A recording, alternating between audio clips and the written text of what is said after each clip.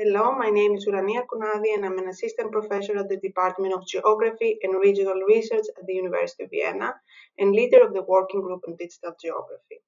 In this video, I will talk about location privacy and the risk of re-identification or disclosure, as well as the types of geodata that are prone to disclosure, the most important research topics in this field, and then what exactly is location privacy.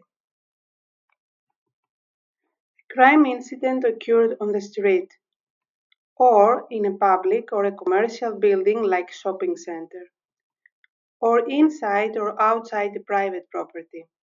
These locations are different types of locations and thus associated to different degrees of risk of re-identification or disclosure. Imagine that one possesses confidential geodata such as the locations of domestic violent events. The data are plotted and published on a map. As this is a dynamic map, one can explore and navigate through the areas of the crimes and can further zoom in at particular incidents, as I do here with this red point. I can zoom in up to a level that I can see the house at this location.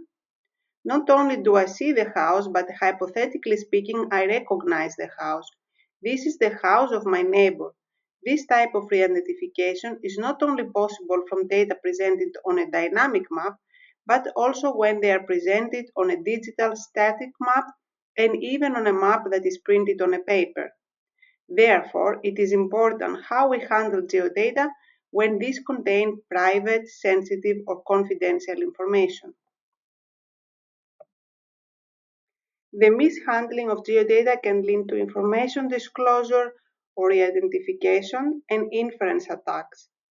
The types of information that can be disclosed or inferred are demographic information, and specifically for location data, the home and work locations, or sensitive places like hobbies, religion, social relationships, and routine behaviors, like, for example, where you go at night or where do you usually go during weekends. And this information might be relevant and desirable to exploit by an individual or group of individuals, by the government, corporations, or various institutions. Okay, so what is so special about geodata and why do we need a separate term such as location privacy? Well, there is a sprawl of the collection, generation, as well as the dissemination of geoinformation. At the same time, there is ignorance or neglect on how this data can be used or misused. A common term is location privacy, but in the disciplines of geography and geoinformatics, we also use the terms geoprivacy and spatial confidentiality when we refer to confidential or classified spatial data. All data and technologies that collect location information are prone to disclosure.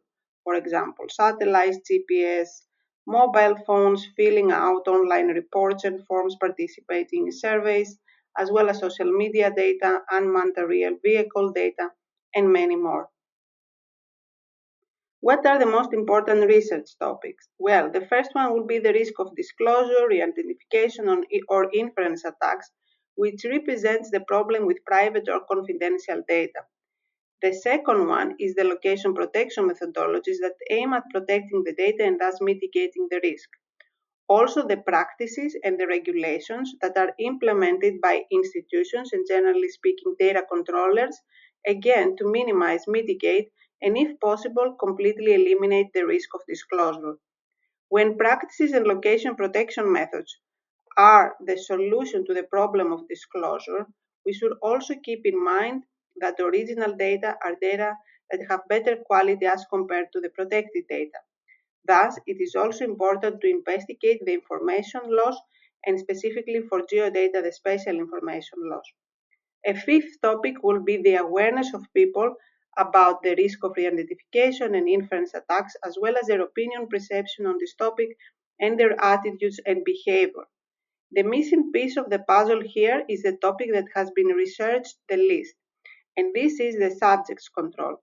In other words, what can we do to increase people's awareness about the risk of their privacy to be compromised and what tools can we offer directly to them. Privacy is the desire of people to choose freely under what circumstances and to what extent they will expose themselves, their attitude, and their behavior to others. I will close this video with the most popular definition of privacy by Alan Westin that is general and applicable to geodata as well. I want to challenge this definition and challenge whether it is still true, whether it is still valid nowadays. The verb desire is highlighted here, but desire is dependent on our awareness, and our ability to implement our desires is also dependent on our control. For example, back in the days, I could see that someone outside my house is looking at me from the window. Thus, I was aware of the fact that my privacy may be compromised. Then, I could go to the window and close it. I had full control of this situation. The question is, do we still have full awareness and control over our location privacy? Thank you for watching the video on location privacy. If you want to know more about it and the work that we do in the Digital Geography group, please read the description below.